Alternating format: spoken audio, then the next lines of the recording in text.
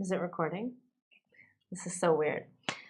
Okay, hey everyone. I've done something different today, and I've used Mark's setup from how he records his software programming tutorials. I did this because I had some sort of like knowledge type of videos that I wanted to share, and I thought this was going to be the best format to share them in. So this video is about how much money I spend on food. Those of you who watch these videos, sometimes I talk about how, Mark and I, we went on a sort of a really interesting journey the last year or so where we just like focused on paying off all of our debt really intensely. We figured out how to live off of less than 50% of our income so we could put the other 50% towards our debts. We had like 40,000 pounds in debt, and we paid it off in like 9 months, and it was a huge effort on our part. We had to make a lot of lifestyle changes, and part of that, was stop going to the hair salon, figure out how to bleach your hair at home, evidenced by this crappy dye job that I have right now. No eating out in restaurants, no going out to the movies, no traveling other than having to go to family weddings, canceling Netflix. We made like all these major adjustments, and one of the areas that was the most difficult to adjust for was food. Now, in the past, I always had the attitude of, I work really hard and I love food. That's sort of like my passion, my hobby, my area of life that I like to really spend money on. And so I justified not managing or paying attention to how much money I was spending by saying, this is an area that I kind of want to have free reign. And so when we're trying to obviously reduce all of our spending in all areas, this was the one area that took a lot of effort on my part to curl back.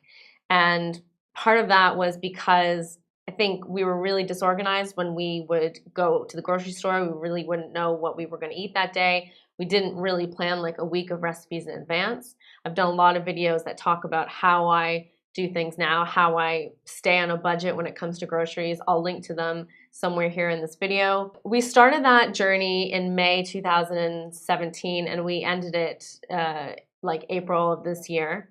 And despite, being really diligent at like staying within a food budget for like a year, I found myself, after we got out of debt and after we saved up our emergency fund of like 6 months of expenses, I found myself kind of falling back into bad habits of spending a lot of money on food again. And it was a difficult adjustment for me. It still is a difficult adjustment for me to keep that area in control. And it's a learning process. I'm trying to figure it out as I go.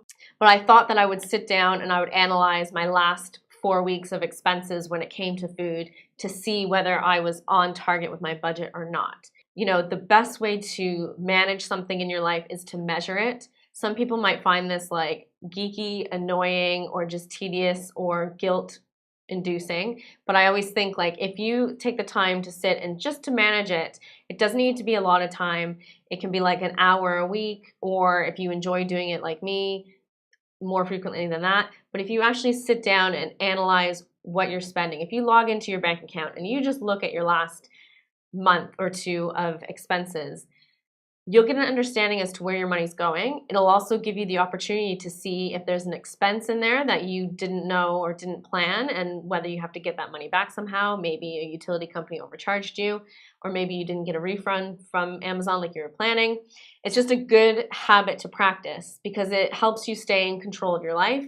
And when it comes to staying on top of finances, that is like the biggest piece of the pie, is just paying attention. I wanted to do an analysis of where we've been spending our money on in terms of food for the last month. And in order to do that, I needed to do some kind of in-depth looking. And so I just thought I would walk you guys through what I do and kind of show you my learnings and, update this in 4 weeks' time to see if we've progressed.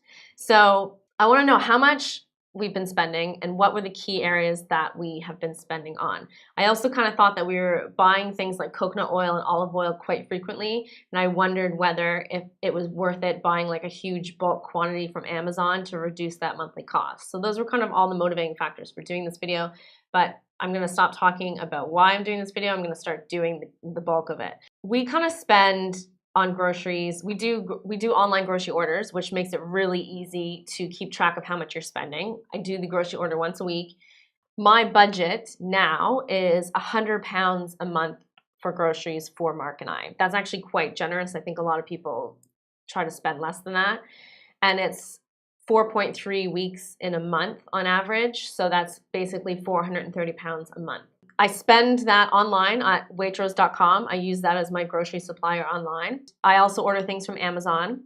And then we also have a giant grocery store like around the corner that we often go to pick up groceries on an ad hoc basis. So through all those sources, you have Amazon.com, Waitrose.com, and my bank, which is HSBC. I just downloaded my bank statement for the last 4 weeks. And I went through and excluded all of the big purchases from Waitrose.com that were my weekly purchases.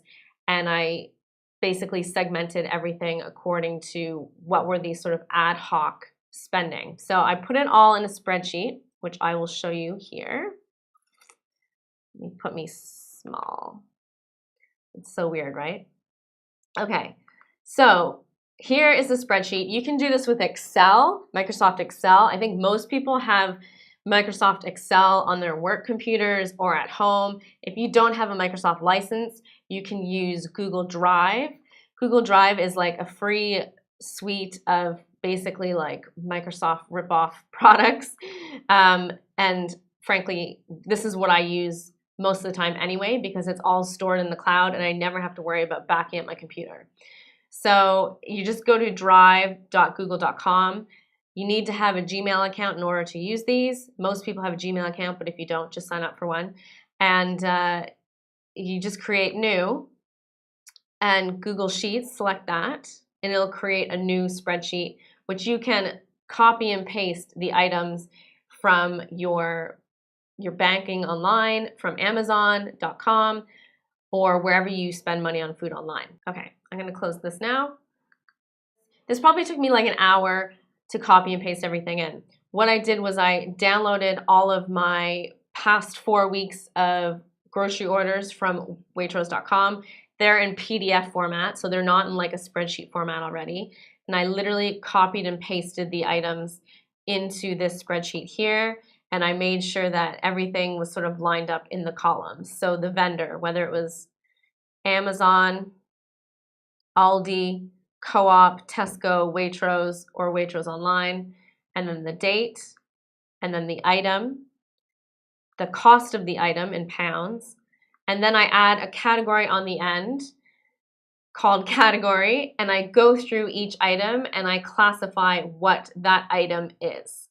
So you can see here like pecorino romano, that's dairy of course, sweet peppers, that's veg. And I didn't really put a lot of rhyme or reason into the categories. I just let the items dictate what those categories were. So this is by no means like a really well thought out list. It just gives you a view as to what the main items are that we purchased. So you can see there's bread, grains, and rice, canned goods, condiments and sauces, dairy, desserts, eggs, fish, fresh herbs, fruit, herbs and spices, meat, etc. So I did that. You can see there are how many items? There's 177 items. Most of these are from Waitrose Online, but there are some from Amazon, and there are some from Waitrose St. Catherine's. That's the grocery store around the corner from us. So these items are all like, don't want to say impulsive purchases, but these are ones that were outside of our weekly grocery budget. So that's whether I forgot an ingredient, I had to run to the store in the evening to pick it up. That's if the grocery order wasn't coming for a day or two and I had to go get some groceries to tide us over. There's one here, Aldi. When we were in Margate for the weekend, we went and got groceries there. There's Tesco, which is a little further around the corner, where we go when the regular grocery store is closed. So you just basically go through and you find any grocery store, and then in your bank statement, and then you put the number, the cost that you spent there here. Now, as you can see, all these items have like an assigned item and a cost and a category. These ones down here, because we just bought things with our credit card or our debit card and didn't keep any of the receipt, we actually don't know what these things are that we bought. So this is something that, obviously it looks to be like a bit of money. So this is sort of like a problem that I'm realizing doing this that can be something that we work on for the next month. But so get everything in this spreadsheet, make sure they're all lined up, the same columns, the same dates, the cost the same. Go through each item and determine what that item is. And then if you're using Excel, this is how you do a pivot table.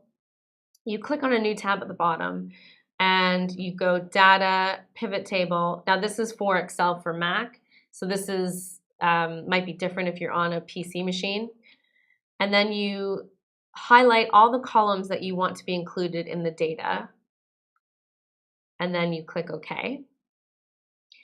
And it'll create this pivot table builder. And what we want to do is we want to analyze the category of food. And I'm going to drag that to row labels because I want all the item or all the categories to be the rows. And then I want to see how much we spent in each category. So I'm going to click cost, and that's going to go to values as a default. I'm going to leave that there. Now, right now it's saying like 8, 3, 21. That's not the amount of money I spent. That is the count, so the number of items in each of those categories. You want to change that to sum and click OK. And that's going to give you the total amount you spend in pounds or US dollars or Canadian dollars or whatever currency you're doing it in there. And what I like to do is I like to go through and sort by largest to smallest. So you just highlight the items, go data, sort, and you click descending. And that's going to list all of the categories from the highest amount spent to the lowest. So let's see. Okay, so 215 pounds was spent on those ad hoc trips to the grocery store. That's a lot of money. Veg is the second highest category that we did our spending, 67 pounds. I feel good about that because A, it shows that I'm spending a lot of money on vegetables, which is good, and B, I think, you know, that's an okay amount of money to spend on veg, I think, in a month. This next one is a bit surprising and a bit worrisome. So dessert, 46 pounds, almost 47 pounds a month on dessert. That's a lot of money. That is a lot of money. And I know, like, I've done a lot of videos on vegan desserts. In fact, I have like a playlist on vegan desserts. You know, I love them because they make you feel so much better than regular dessert and they taste so good. But they are expensive, very, very expensive, evidenced by this. And that could be a problem, 46 pounds a month on dessert. Especially when, like, okay, condiments and sauces, 39 pounds. Wow, that's a lot too. Meat is 37, almost 38 pounds. Dairy, fresh fruit. Fruit can be expensive, so that's not that surprising. Fish, again, fish is like a healthy category that like we should all be eating more. Obviously, people that choose to eat fish, if you are a vegan, then by no means eat more. But fish is obviously like a very healthy form of protein. And it's got a lot of great oils in it for your skin and hair. So we should always be eating more fish. So I'm okay with spending 30 pounds a month on fish. Nuts are expensive. They are a great snack. Probably some of these nuts too went into the dessert items because a lot of the vegan desserts have a lot of nuts. Canned goods, poultry, bread, grains, and rice, oils and vinegars, fresh herbs. That's things like rosemary, thyme, parsley, coriander. Herbs and spices, that's dry herbs. So that would be like smoked paprika. Eggs. Eggs seems low. I feel like I spend more than that on eggs, and pasta. Okay, so that's where I've been spending my money. This is really concerning here at the top because that's 215 pounds of sort of unplanned expenses. And, you know, look at the grand total, 610. That's quite a bit more than what I budgeted for my monthly budget. So, okay, so let's see how much more that actually is. So if you want to do like a quick calculation in Excel, I'm sure many of you probably already know how to do this, but I'm just going to show you anyway in case you don't. you hit enter, and then you select the item. So that's the total amount we spent the last 4 weeks on food. Our budget is £430 a month, so that's how much we should have spent. So we're over budget by £180. That is a percentage. You hit enter, do a bracket, and you do the amount that you're over by divided by the budget, which is 430, and then times it by 100 just to give you a full percentage figure. So yeah, we're over budget by 42%. That is a pretty big percentage over. So, you know, this is good to see. It kind of causes me a little bit of stress because it's like, you know, my goal is to spend £430 a month on food, and obviously we went over it quite a bit. But it's also like an insight because I'm seeing that we're spending a lot of money on dessert. And this is something that is like, you know, we enjoy eating vegan desserts and we enjoy dessert as well. But like if you're spending more on dessert than on meat or fish or other things that are like healthier for you, I think it's safe to say that we need to make some adjustments. And yeah, I think another thing you can do with this is you can just create like a little pie chart to make it easier for you to see. So if you highlight all the items and then you go charts and then go pie, and then I always tick the percentage one up here so you can easily see the percentages.